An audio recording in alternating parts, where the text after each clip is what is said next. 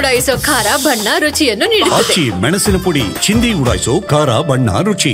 ಇನ್ನು ಕಾಂಗ್ರೆಸ್ ಶಾಸಕನ ಒಡೆತನದ ಶಾಲೆಯಲ್ಲೇ ಆರ್ಎಸ್ಎಸ್ ಬೈಠಕ್. ಶಾಸಕ ಎಂವೈ ಪಾಟೀಲ್ ಒಡೆತನದ ಶಾಲೆಯಲ್ಲಿ ಬೈಠಕ್ ಆಗಿದೆ. ಕಾಂಗ್ರೆಸ್ ಶಾಸಕರ ಒಡೆತನದ ಶಾಲೆಯಲ್ಲೇ ಆರ್ಎಸ್ಎಸ್ನ ಬೈಠಕ್ ಆಗಿದೆ. ಶಾಸಕ ಎಂವೈ ಪಾಟೀಲ್ ಒಡೆತನದ ಶಾಲೆ ಅನುದಾನಿತ ಶಾಲೆ ಇದು. ಪ್ರಿಯಾಂಕ್ ಖರ್ಗೆ ಪತ್ರದ ಬೆನ್ನಲ್ಲೇ ವಿಡಿಯೋನ ರಿಲೀಸ್ ಮಾಡಲಾಗಿದೆ. ನಿನ್ನೆ ಸಂಜೆ ನಡೆದಿದ್ದಂಥ ಆರ್ಎಸ್ಎಸ್ನ ಪಥಸಂಚಲನ ಮಹಾಂತೇಶ್ವರ ವಿದ್ಯಾವರ್ಧಕ ಶಿಕ್ಷಣ ಸಂಸ್ಥೆಯಲ್ಲಿ ಬೈಠಕ್ ನಡೆಸಲಾಗಿದೆ. ಶಿಕ್ಷಣ ಸಂಸ್ಥೆಯಲ್ಲಿ ಬೈಠಕ್ನಲ್ಲಿ ನೂರಾರು ಆರ್ಎಸ್ಎಸ್ ಕಾರ್ಯಕರ್ತರು ಭಾಗಿಯಾಗಿದ್ದರು. ಶಾಲೆ ಆವರಣ ಇದು ನೀವೀಗ ನೋಡ್ತಿರೋದು. ಇದು ಶಾಸಕ ಎಂವೈ ಪಾಟೀಲ್, ಕಾಂಗ್ರೆಸ್ನ ಶಾಸಕ ಎಂವೈ ಪಾಟೀಲ್ ಒಡೆತನದ ಅನುದಾನಿತ ಶಾಲೆ. ಅಲ್ಲಿ ಆಗಿರುವಂಥ ಬೌದ್ಧಿಕ ಕಾರ್ಯಕ್ರಮ. ದತ್ತಾತ್ರೇಯ ಪಾಟೀಲ್ ಈ ಬಗ್ಗೆ ಹೆಚ್ಚಿನ ಮಾಹಿತಿಯನ್ನು ನೀಡ್ತಾರೆ ದೂರವಾಣಿ ಸಂಪರ್ಕದಲ್ಲಿ. ದತ್ತಾತ್ರೇಯ, ಈಗ ಸಾಕಷ್ಟು ಚರ್ಚೆಗೆ ಒಳಗಾಗ್ತಿರುವಂತಹ ವಿಚಾರ ಅಂದ್ರೆ ಈ ಥರ ಚಟುವಟಿಕೆಗಳಿಗೆ ಅವಕಾಶ ಕೊಡಬಾರ್ದು ಅಂತ ಕಾಂಗ್ರೆಸ್ನ ಸಚಿವರೇ ಈಗ ಹೇಳಿದ್ದಾರೆ. ಆದರೆ ಅಲ್ಲೇ ಶಾಸಕರ ಶಾಲೆ ಆವರಣದಲ್ಲೇ ಆಗ್ತಿದೆ ಅಂತ ಬೈಠಕ್.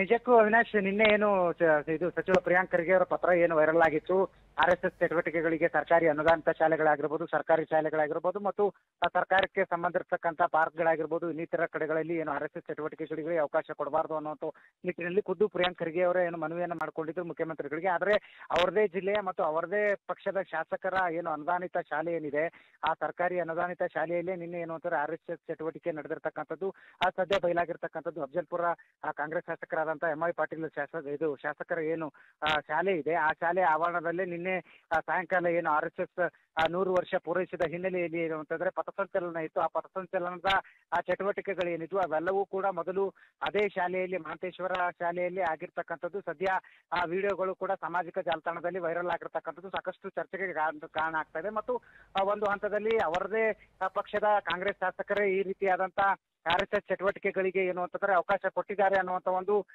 ಏನು ಇದು ಕೂಡ ಪ್ರಿಯಾಂಕ್ ಖರ್ಗೆ ಅವ್ರಿಗೂ ಕೂಡ ಒಂದು ರೀತಿಯಾದಂತ ಮುಜುಗರ ಉಂಟು ಮಾಡುವಂತ ಘಟನೆ ನಡೆದಿರ್ತಕ್ಕಂಥದ್ದು. ಅವಿನಾಶ್, ಧನ್ಯವಾದ ಮಾಹಿತಿಗಾಗಿ ದತ್ತಾತ್ರೇಯ.